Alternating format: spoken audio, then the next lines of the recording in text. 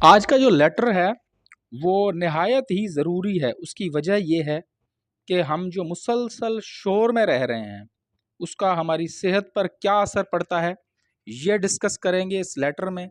चलते हैं लेटर की तरफ। Relentless Hawking. रिलेंटलेस हॉकिंग का क्या मतलब है?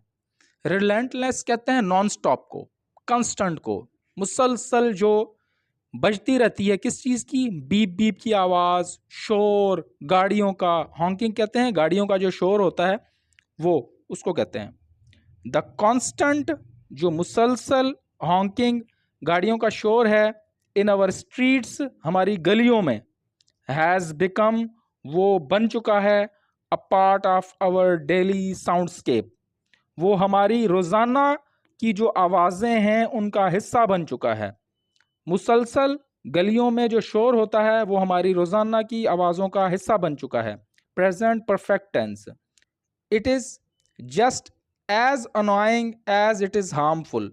ये जितना हमारे लिए नुकसानदेह है उतना ही हमारा जहनी सुकून ख़राब करने वाला है।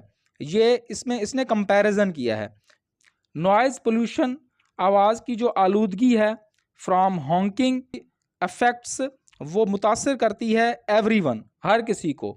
फ्रॉम स्टूडेंट्स, जो शागिर्द हैं, जो पढ़ने वाले बच्चे हैं, उनसे लेके ट्राइंग, जो के कोशिश कर रहे हैं, टू फोकस, कि वो फोकस करें, तवज्जो दें, ऑन देयर स्टडीज़, अपनी पढ़ाई पे, टू द एड, जो बड़े हैं, ट्राइंग, जो कि कोशिश कर रहे हैं, टू हैव, ताकि हो, सम पीस, कुछ अमन एंड रेस्ट और सुकून उनकी ज़िंदगी में हो।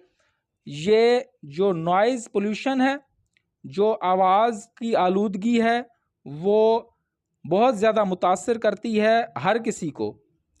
जो स्टूडेंट हैं वो कोशिश करते हैं कि वो फोकस करें, वो तवज्जो दें अपनी पढ़ाई पे, और जो बड़े हैं वो चाहते हैं कि उनको कुछ सुकून मिले, कुछ रेस्ट मिले, कुछ आराम मिले।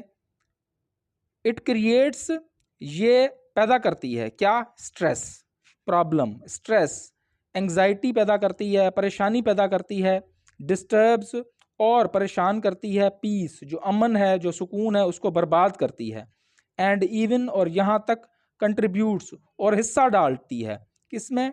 टू हियरिंग प्रॉब्लम्स, जो समात है, जो हम सुनते हैं उनमें जो मसाइल हैं उनमें भी ये हिस्सा डालती है। ओवर टाइम, वक्त के साथ साथ। ये नहीं है कि एक वक्त में ही ये काम कर देती है, वक्त के साथ साथ थोड़ी कुछ अरसे बाद ये समात की में जो है वो भी मसला करती है। ये पैदा करती है, परेशानी पैदा करती है, और यहाँ तक कि हमारे जो समाज के मसाइल हैं उनको भी वक्त के साथ साथ ख़राब करती है। What is worse is that a lot of this honking is avoidable। और सबसे बुरी बात क्या है?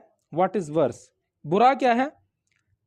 कि लॉट ऑफ दिस हॉकिंग, बहुत सारी ये जो आवाज़ें हैं गाड़ियों की, वो अवॉइडेबल हैं, वो बचाया जा सकता है उनसे। जैसे कि जैसे मैनी ड्राइवर्स, बहुत सारे जो ड्राइवर हैं, डू इट, वो करते हैं आउट ऑफ हैबिट।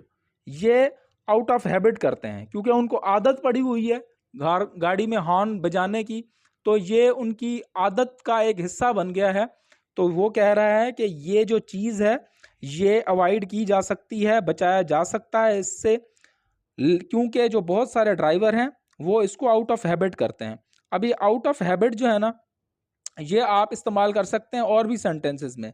मसलन के I read book out of habit, I play cricket out of habit, मतलब कि मैं ये काम आदत के तौर पर करता हूँ।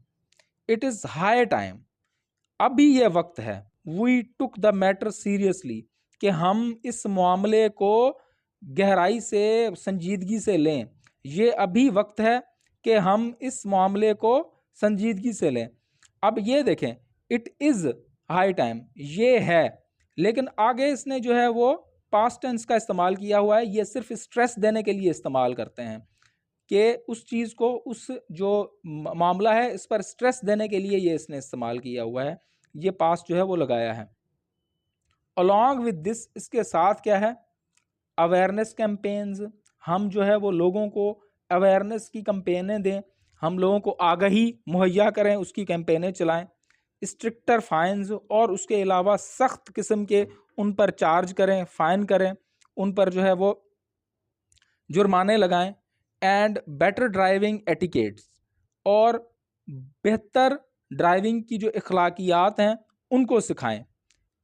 Can go a long way towards making the city quieter and कामर। और ये जो चीज़ें हैं ये जा सकती हैं कि हम इस शहर को बनाएं खामोश और पुरसुकून। इस शहर को हम पुरसुकून बना सकते हैं अगर हम लोगों में आगाही की मुहिम चलाएं, और जो ड्राइवर जो कि नहीं समझते उन पर फ़ाइन करें, और ड्राइवर को ये भी सिखाएं कि आप अच्छे तरीके से, बेहतर तरीके से गाड़ी चलाएं, तो हम इस शहर को अच्छा, काम और क्वाइट बना सकते हैं, पीसफुल बना सकते हैं। वीडियो देखने का बहुत बहुत शुक्रिया। अब्दुल बासित कराची से इन्होंने लिखा है।